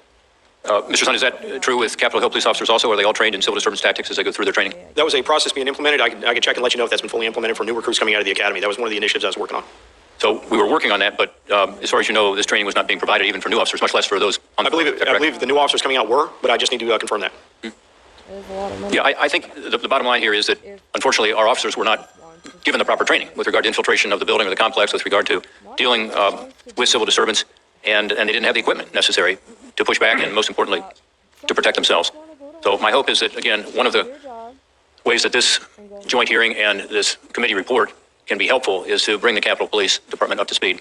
And look, I appreciate the sacrifice and the bravery of that day, but I think we also owe it to those officers to provide them the training and the equipment they need to protect themselves and to protect the Capitol. Thank you, Mr. Chairman. Especially where Thank you, they're Ranking Member. The chair now recognizes Senator Leahy. every day. Thank you, Mr. Chairman. I'd like to follow up on what Senator Portman said. I agree with his concerns, but I might ask a question from the Appropriations Committee, and I know time is limited, so these can be yes or no answers. The Appropriations Committee has always worked in a bipartisan fashion to get money to the police. So, Mr. Sun, yes or no? The Appropriations Committee and ultimately the Congress have met your request for salaries and operating expenses in every fiscal year. Is that not correct? Yes, sir. Thank you. And Mr. Steger, the Appropriations Committee and ultimately the Congress has met your request for salaries and operating expenses every fiscal year. Is that correct?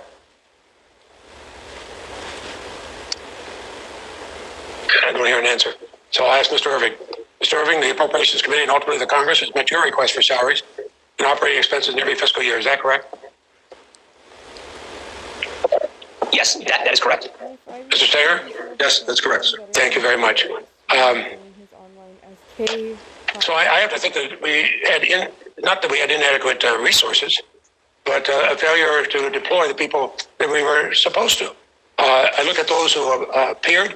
I looked at the lives that were lost, the police who fought to protect our capital.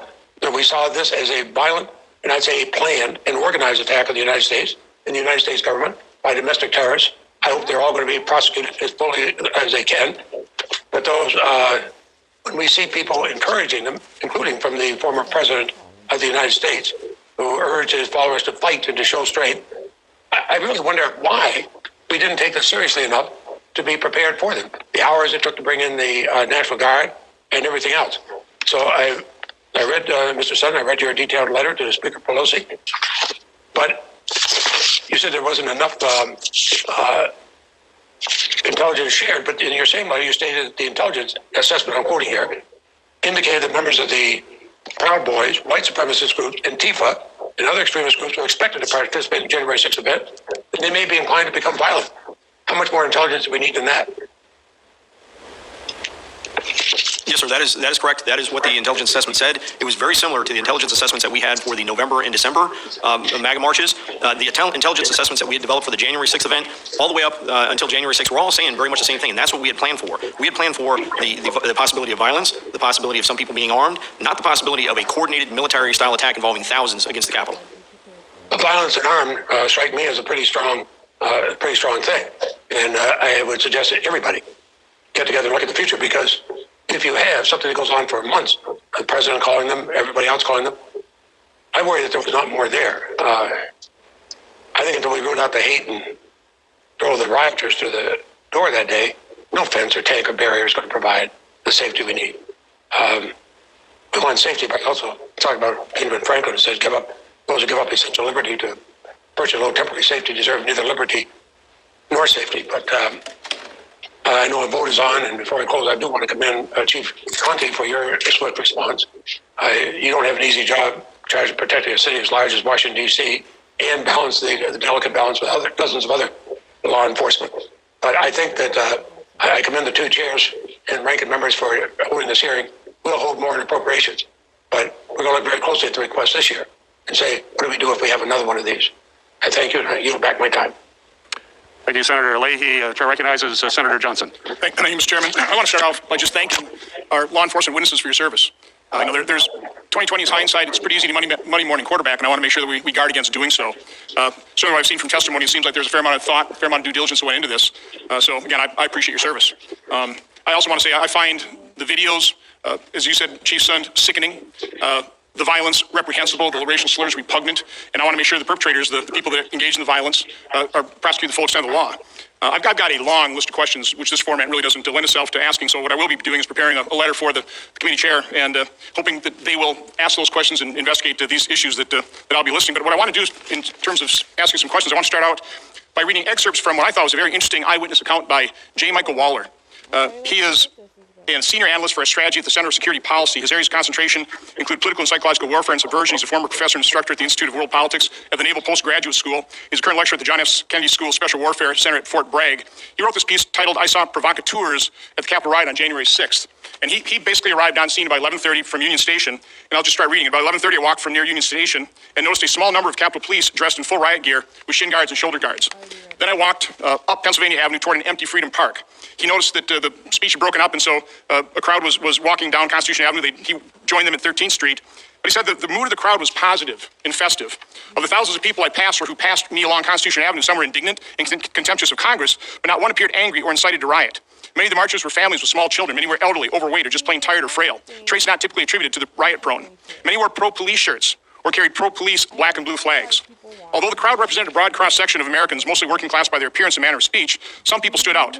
A very few didn't share the jovial, friendly, earnest demeanor of the great majority. Some obviously didn't fit in, and he describes 4 different types of people: plainclothes militants, agents provocateurs, fake Trump protesters, and then disciplined, uniformed column of attackers. I think these are the people that probably planned this.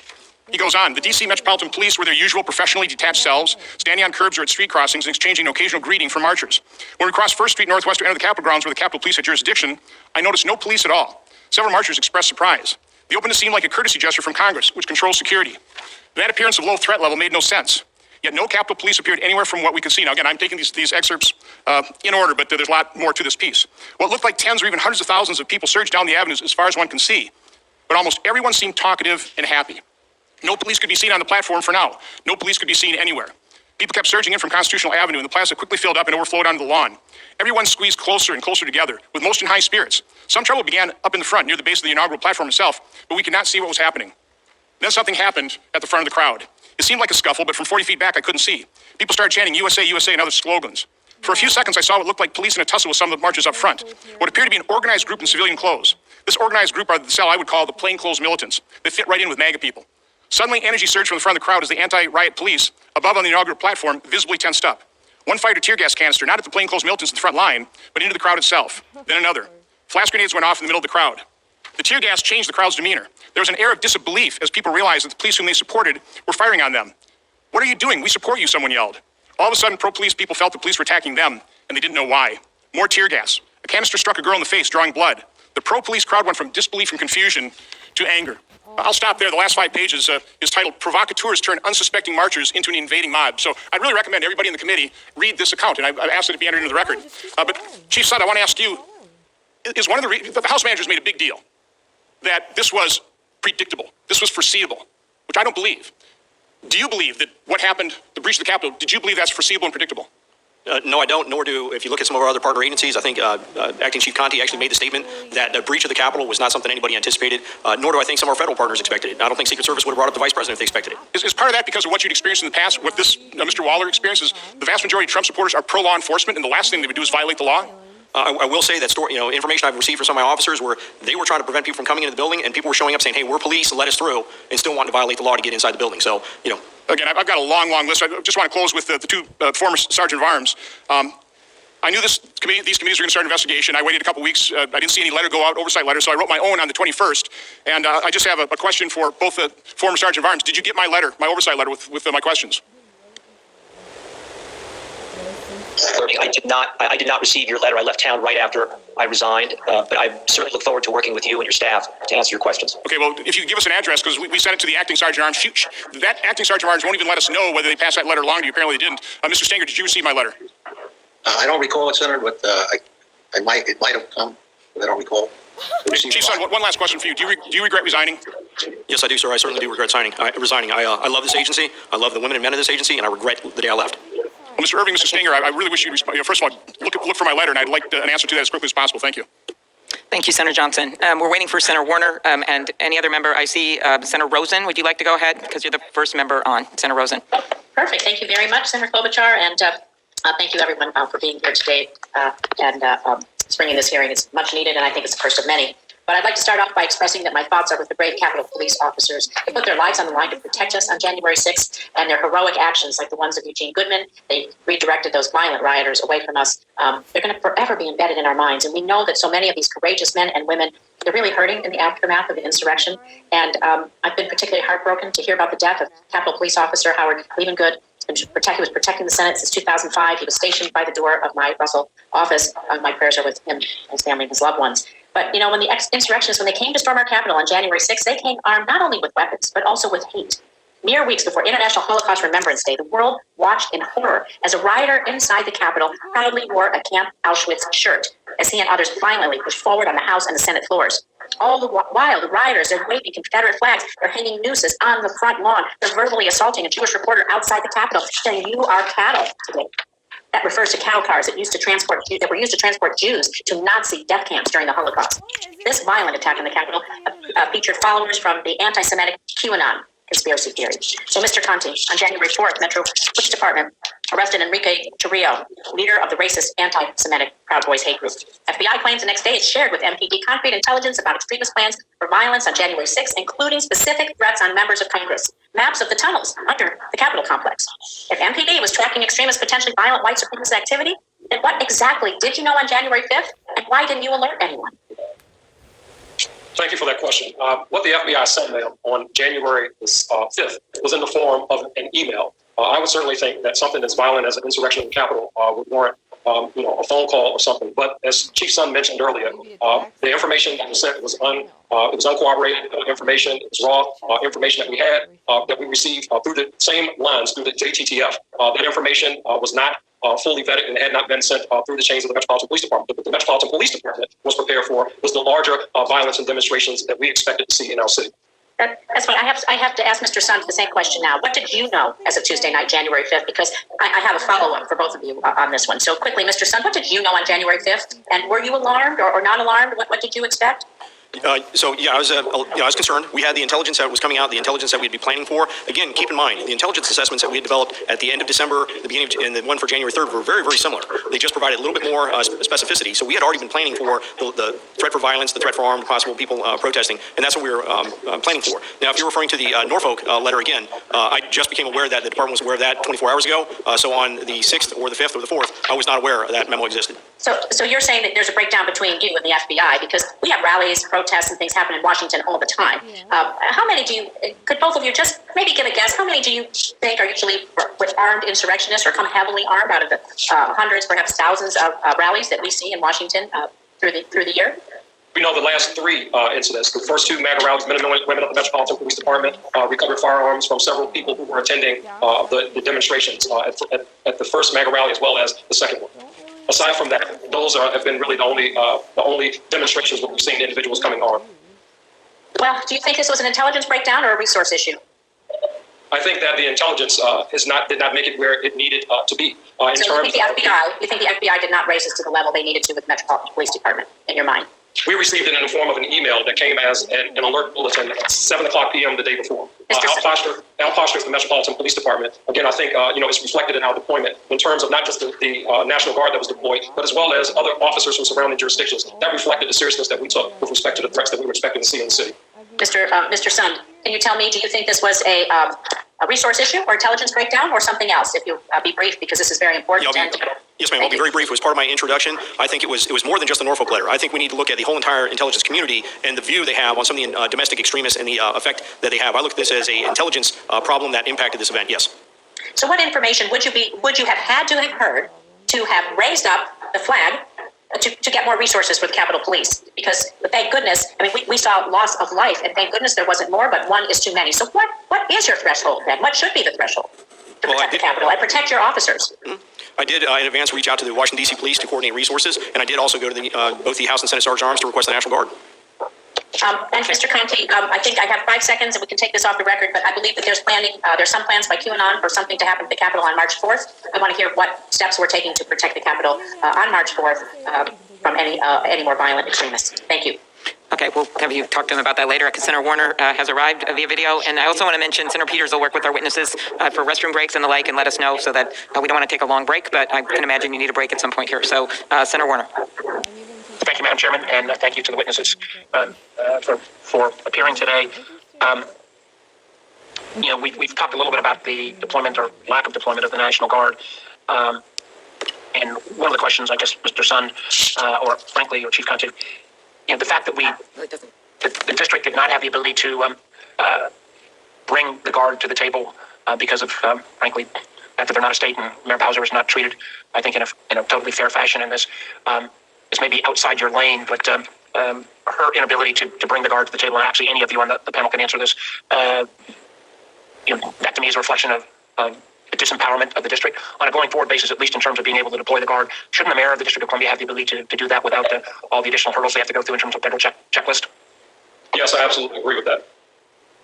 Does anybody else want to answer on that question as well? Yes, sir. I'm happy to add in. I think we have an established process for the Capitol Police to make the request through the Capitol Police Board that is also equally as effective. Well, again, I feel like the long-term discrimination against the district, we've seen it in some of the COVID legislation where they did not receive the same kind of level of support that other states did. We saw it play out real time in terms of on January 6th, the hurdles from the previous administration. I actually have concerns whether the deployment of the Guard was affirmatively slowed down. I hope that we in the Congress will, as a supporter of DC statehood, I'd like to see that move forward, but even short of that, trying to ensure that the mayor has appropriate powers going forward. I know there were some questions already raised about the FBI and whether that the intel that came out of the Norfolk FBI office was ever fully relayed to all of you individuals. But can you talk more generally about the FBI's responsiveness sharing of intelligence?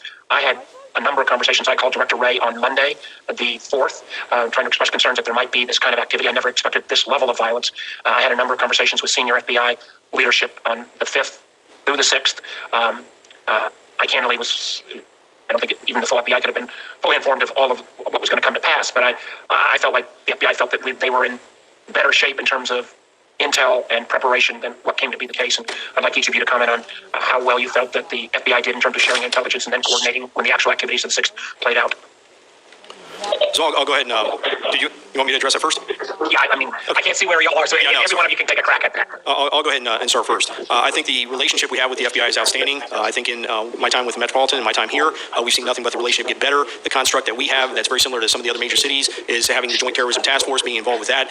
The information we're getting in is good. I think the process and having, like I said earlier, the wider lens of what information is being collected, maybe looking at the agencies that are consumers of their information and what their intelligence collection requirements are is something we need to look at. But I think getting that information in and then having it processed and pushed forward in an effective manner is something we need to look at. I would say on the 6th, when this started happening, immediately the FBI, as being a partner of ours, established a process where with Capitol Police and FBI Police, we can begin to analyze video footage, analyze other evidence to begin going out and making arrests of the individuals that had created the insurrection of the Capitol.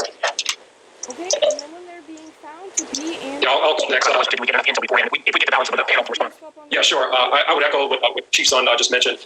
We've had a great working relationship with the FBI. I think it's a whole of intelligence approach, not specifically just the FBI. When we have something as significant as what occurred here at the U.S. Capitol, if there's specific information out there that our government is responding to, I would think that something of that nature would rise to the level more than just an email that's sent to law enforcement agencies. That should be a larger, more involved conversation about specifics, not just some of the unvetted raw information that's out there. We see a lot of that, but I think it's more of a whole intelligence approach, not specifically the FBI. They are great partners to the Metropolitan Police Department. Thank you. Let me just, I don't know if any of the other panel members want to add any comment on that. Let me just say that this is, my concern is that in Virginia, we've seen these kind of anti-government extremists take to the streets of Charlottesville in 2017, resulting in the death of Heather Heyer. We see the same kind of groups come to the forefront on January 6th. I think this is an ongoing threat to national security. I fear at times that while the FBI and others have pointed this out, that it didn't get the level of serious review that it should have.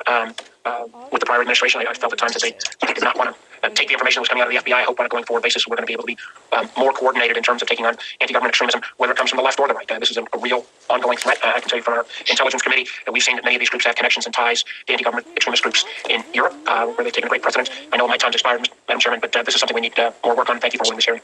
Thank you very much, Senator Warner. We look to working with you and the Intelligence Committee on this. Next will be Senator Langford, and after that, Senator Carper. Thank you. Senator, I want to try to validate something. There's a letter that's in the public domain at this point. It's an 8-page letter that was written to Speaker Pelosi that is attributed to you to try to explain the events of that day. Are you familiar with that letter in the public domain, and is it accurate? Yes, it is, sir. So in the letter itself, you describe several things in this and the details and the timeline on it. Can you tell me why you wrote this letter to Speaker Pelosi? What was the purpose of the letter? I feel at the time I resigned. I had limited communications with my department. I know my department was getting ready to go and testify at some of the initial committee hearings, and I think that she had called for my resignation without full understanding of what we had prepared for, what we had gone through. I think she deserved to read, firsthand what we had prepared for and what I dealt with for that 6. Okay, that's helpful. You had said in this, you talked several times about thousands of well-coordinated, well-equipped, violent criminals and described them with climbing gear and all the things that you've also testified here. You also mentioned this letter about the pipe bombs that were located, that the first word would come at 12:52 that a pipe bomb had been located at the Republican National Committee headquarters. How was that located? Who found it, and why was that particular moment the moment that it was found? I don't know why that was a particular moment that was found. I believe it was an employee of the Republican National Committee that had located it in the rear of the building that had called it into Capitol Police headquarters. You had mentioned before that you thought this was part of the coordination, that there were several that were out there that would take away resources at that exact moment, but there's no way to know that they would find it at that exact moment. I'm glad they did find it. They found another one at the Democrat headquarters as well at 1:50, and you document that as well. But you had to send quite a few individuals to be able to go to the RNC and the DNC to be able to go deal with those explosives that were planted there. Is that correct? That is correct. And just for your information, the RNC pipe bomb, that was one that was really run by Capitol Police. The DNC Metropolitan ended up taking that and running that, so we can run 2 concurrently. That resulted in the evacuation of 2 congressional buildings, the Cannon House office building as well as one of the Library of Congress buildings. So it took extensive resources. So the assault on the Capitol is not what caused the evacuation of those buildings. The discovery of those pipe bombs is what caused the evacuation of those buildings. That is correct, sir. There's been quite a bit of conversation today and quite a few members here that have talked about the National Guard and the length of time that it took to be able to go through the bureaucratic process to be able to get them deployed. I do think that needs to be shortened, obviously, in a deployment structure and the complexity of the bureaucracy here. But it seems to be a misunderstanding on this dais of some individuals describing the National Guard as if they're the riot police that can automatically be called out. They're not. Were you expecting them to be like a rapid response SWAT team at this point? Well, what's a typical response from the National Guard to be able to call them out when they're not currently positioned? I believe the typical response once they're approved is approximately 2 hours. Okay, but then the approval process is obviously multiple hours to do that, or multiple days to do that. You had started that process several days before and making some requests. So that is correct. As far as the process, my initial request was over to Mr. Irving. It was actually an in-person request on the 4th, and it wasn't until the evening of the 4th that I talked to General Walker that he informed me that if needed, because Mr. Stinger wanted me to ask me if they can lean forward, they could get 125 if needed in a fairly quick fashion once approved. So that's what led into January 6th when we made the initial request at 109. But that 125 individuals from the National Guard that were prepared to be able to move faster because they were in streets and different places doing traffic duty at that point, you had already been informed that the city of Washington, D.C. and the mayor's office had made a request to DOD, and DOD had approved it, that none of them would be armed, none of them would have heavy gear on, there would be no military vehicles that would be available to them. They had to use unmarked vans and other government vans, and there would be no helicopters that would be used. Those were prohibited that day for those 125 individuals that were already on the street. Is that correct? So just for correction, at the time, no, I did not know that was the restrictions being placed on them. And 2, when I talked to General Walker the evening of the 4th, which was Monday evening, the 125 he was going to give us were 125 that were doing COVID relief for the District of Columbia, not assigned to the traffic post. Okay, so the individuals that were assigned to traffic duty had no weapons, had no military vehicles to move, had no overhead visual on anything. That had all been requested no from the city of Washington, D.C. And then for the other individuals that could be assigned to as a rapid force, those are folks that were currently doing COVID duty. So you had no SWAT team. This description is very interesting to me around this dais that people think that suddenly the National Guard just bursts in and is ready to go on that. That's not what the National Guard is prepositioned to do. That is correct. Anytime we've requested the National Guard, they've been in unarmed fashion. I was looking for them to help support the perimeter that we had established. Okay, there's been some concern. I've talked to some of the officers here, and there's obviously been some conversation around this dais as well about the rules of engagement and about training and authorization. There wasn't training for what to do if a mass group actually comes through the door and tries to burst through, whether it's an insurrection type event, whether it's just a mob that's gone crazy and whatever, maybe a protest that gets out of hand to be able to burst through the door. There was no clarity for the officers inside the building on their rules of engagement once they actually came to the building. They literally, my impression is, had to make it up on their own, and they determined their stand was going to be where the members and the staff were located. That was going to be their stand to start using lethal force. So I have a couple questions for that. At this point now, and I understand hindsight's 2020, is there a need for much greater, less than lethal force capability on officers at the time, or available to officers at the time that they have less than lethal capabilities, and clearer rules of engagement of what to do if you have a group of individuals come into the building unauthorized? So just for a little clarification, we do train for people trying to get into the building. We don't train for, when I said, an insurrection of thousands of people. Right. And our officers do have less lethal capability that they carry with them. With hindsight being what it is from January 6th, absolutely, I think there needs to be additional training, additional equipment to consider this type of attack in the future. Well, the challenge is we all watched this summer. In fact, this committee on Homeland Security had a hearing on the assaults on a federal courthouse in Portland and went through, and all of us saw for a month individuals just attack that courthouse day after day after day, and we saw the techniques that were used. Some of those same techniques were used by individuals that came in here. I'm not saying it was the same individuals, but some of those same techniques of trying to be able to work to the fence, to be able to find it, to be able to find a way to be able to attack officers.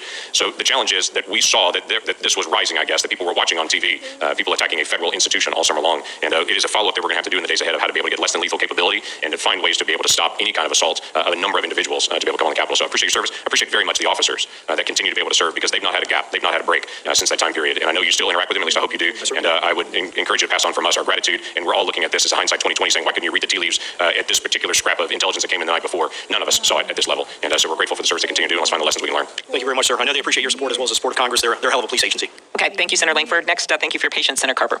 My pleasure. Thank you, Madam Chair. Chief Conte, as a former governor of the first state of Delaware, for 8 years I recall numerous instances in which I called on the Delaware National Guard in emergencies. It could have been the floods, blizzards, ice storms, drought, you name it, a lot more. I know the importance of the valuable work that our assistant soldiers have done for decades in the first state and other states around the country. As we have learned, in contrast to every other state's National Guard in the country, the DC National Guard operates differently. And I'm convinced if someone had been able to activate the DC National Guard and have 1,000 or 2,000 guardsmen and women deployed at the Capitol in a timely way on the 6th of January, this destruction, this death and destruction would not have occurred. The leader of unlike all the states of the 50 states that we have, the leader of the District of Columbia is not empowered to activate the DC National Guard during an emergency. That's one of the reasons why I worked for years with Congresswoman Eleanor Holmes Norton to support legislation to admit Washington DC as our 51st state and to provide equal rights to the Americans who make this community of over 700,000 people their home. Here's a question, Chief Conte, in your testimony you highlight a request for DC National Guard assistance at the U.S. Capitol on January 6th would have had to have been made by the U.S. Capitol Police with the consent of the U.S. Department of Defense. Can you just take a minute to explain that process and why Mayor Bowser is not able to request DC National Guard assistance when federal installations and property as well as human lives are threatened in the district that she leads? Please go ahead. Yes, thank you for the question. Yeah, so the mayor does not have full authority over the National Guard to include their activation or deployment. When the mayor, we make a request as the District of Columbia, we make a request, we send that to the federal government. Ultimately, the Secretary of the Army receives that request. There's a whole approval process that request has to go through in order for National Guard resources to be deployed to the District of Columbia. Unlike governors in other states who are able to activate their National Guard without going through those approval processes and receiving approval from the highest level of the federal government, we just that just does not have to take place in other states. So a real hindrance to us in terms of our response and the ability to pump them up. Thanks for that response. Could you just take a minute to share with us your thoughts on whether having the DC National Guard under the command of the mayor or even a governor of a neighboring state might help the DC Metropolitan Police in coordinating with federal authorities to better protect the city and its citizens, and along with federal installations during assault like the one we experienced on January the 6th? Yes, I think we certainly should. We knew even on that day on January the 6th, prior to any movement of the National Guard from the assignments that they had been given, the traffic posts, again, that required approval at the highest levels of the federal government to include the Secretary of the Army and the Secretary of Defense in order to just move the National Guard or change of mission in essence. So, yes, I think that should certainly be something that falls under the mayor's authority. All right, thanks so much. A question, if I could, for Mr. Sun. Mr. Sun, in your testimony, you state that the events of January 6th were not the result of poor planning on behalf of the U.S. Capitol Police, but rather a lack of actionable intelligence that would have allowed